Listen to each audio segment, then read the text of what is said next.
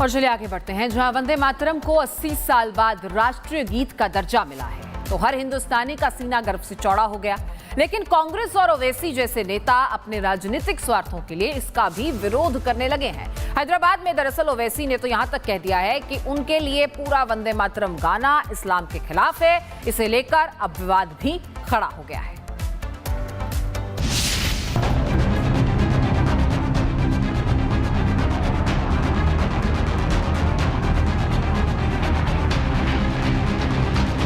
आजादी के 80 साल बाद वंदे मातरम को राष्ट्रीय गीत का दर्जा मिला तो मोदी सरकार का विरोध करने वालों के पेट में दर्द होने लगा। सरकार का विरोध करते करते राष्ट्रीय गीत का भी विरोध करने लगे। AIMIM के अध्यक्ष ओवैसी ने तो किसी भी कीमत पर पूरा वंदे मातरम नहीं गाने का ऐलान कर दिया और कह दिया कि उनके लिए देश से पहले धर्म है। नहीं, वंदे मातरम पढ़ना है।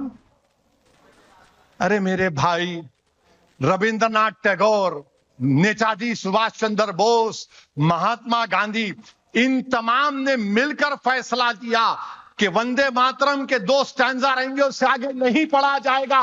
तो क्या नरेंद्र मोदी महात्मा गांधी से ज्यादा अक्लमंद है? क्या नरेंद्र मोदी नेताजी सुभाष चंद्र बोस से ज्यादा इस देश का मोहब्बत करने वाला है? और ऐसी बार बार जिस संविधान की दुहाई देते हैं उसी संविधान की धज्जियां उड़ा देते हैं, जो ये दिखाता है कि उनका देश प्रेम महज एक दिखावा है, क्योंकि ओवैसी के लिए देश से ऊपर उनका धर्म और उनकी पार्टी है। खुद को कानून का सबसे बड़ा जानकार बताने वाले ओवैसी किस तरह एक एजेंडे की राजनीति कर रहे हैं, उसका अंदाजा इसी से लगाया जा सकता है कि जब इलाहाबाद हाई कोर्ट ने हिजाब का फैसला सुनाया तो ओवैसी के दिखावे का देश प्रेम सामने आ गया। दरअसल इलाहाबाद हाई कोर्ट ने हिजाब को लेकर कहा, हिजाब किसी धार्मिक स्वतंत्रता का हिस्सा हो सकता है, लेकिन स्कूल का ड्रेस कोड नहीं। मुस्लिम लड़कियों के लिए हिजाब पहनना इस्लाम के हिसाब से जरूरी नहीं है। इलाहाबाद हाई कोर्ट के फैसले पर ओवैसी इतने बेचैन हो गए कि इलाहाबाद हाई कोर्ट के फैसले पर ही सवाल उठा दिया और ये साबित कर दिया कि उनके लिए देश से बड़ा धर्म है। हिजाब पहन के कोर्ट ने कह दिया कि हिजाब आप नहीं पहन सकते। मैं इस हाई कोर्ट के जजमेंट के खिलाफ हूं, इससे एग्री नहीं करता हूं। क्यों? क्योंकि साबरीमाला केस सुप्रीम कोर्ट में चल रहा है और supreme court reserve for judgment है। इलाहाबाद हाई कोर्ट के फाजिल जजेस को अपना जजमेंट रोकना चाहिए था। ओवैसी का बयान ये दिखाता है कि उनको ना तो देश से मतलब है, ना ही उनकी कानून और संविधान में कोई आस्था। इसीलिए वो हर उस देश विरोधी और कानून का उल्लंघन करने वालों की पैरवी करते दिख रहे हैं। ऐसा ही बयान उन्होंने मोहम्मद अली जौहर यूनिवर्सिटी को लेकर भी दिया और भ्रष्टाचार की नींव पर खड़ी जौहर यूनिवर्सिटी पर हो रही कार्रवाई को जुल्म बता दिया। मोहम्मद अली जौहर बहुत पढ़ा लिखा आदमी था और मोहम्मद अली जौहर यकीनन मुस्लिम लीग के सदर थे, मगर बाद में ये उस वक्त की कांग्रेस के सदर भी थे।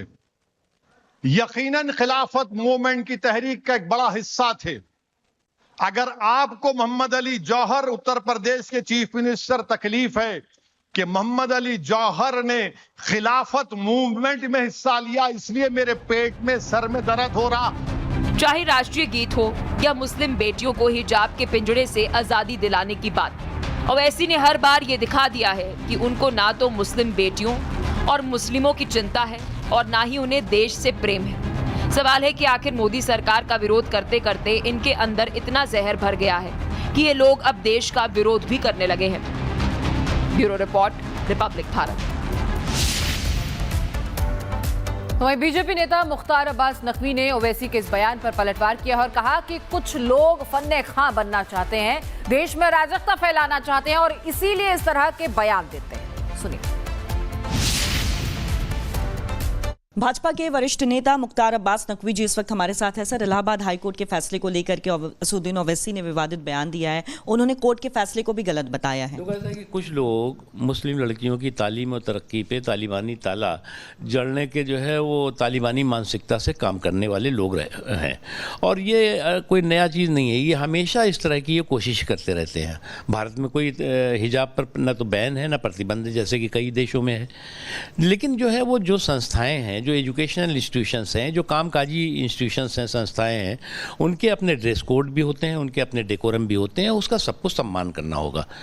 उस पर जो है वो जो लोग इस पर जो है वो कम्युनल कन्फ्यूज़न क्रिएट करने की कोशिश करते हैं, उसके पीछे उनकी मकसद और मंशा जो है वो किस तरह से उसका पॉलिटिकल एक्सप्लाइटेशन कर सको, इसकी कोशिश है, लेकिन कभी सफल नहीं होंगे। वंदे मातरम को लेकर के भी सर वो विवादित बयान दे रहे हैं, वो ये भी कह रहे हैं कि मैं कैसे भारत को खुदा मान लूं। देखो, ऐसा है कि एक बात तो बस समझने की ज़रूरत है, हमारा देश जो है वो संविधान से चलता है, और हमारा देश में जब से संसद की व्यवस्था चली है तब से हम वंदे मातरम जो है वो संसद के अंदर भी गाते हैं, संसद के बाहर भी गाते हैं। उसके अलावा जो आज़ादी की लड़ाई से पहले आज़ादी के दीवानों का जो है वो सबसे बड़ा राष्ट्रवादी गीत था, और जो 1923 में जो काकीनाड़ा का कांग्रेस पार्टी का अधिवेशन हुआ था, उस काकीनाड़ा के अधिवेशन में जो वंदे मातरम जो है वो रेहाना तैयब जी महिला थी, वो मुस्लिम महिला, उन्होंने गाया था।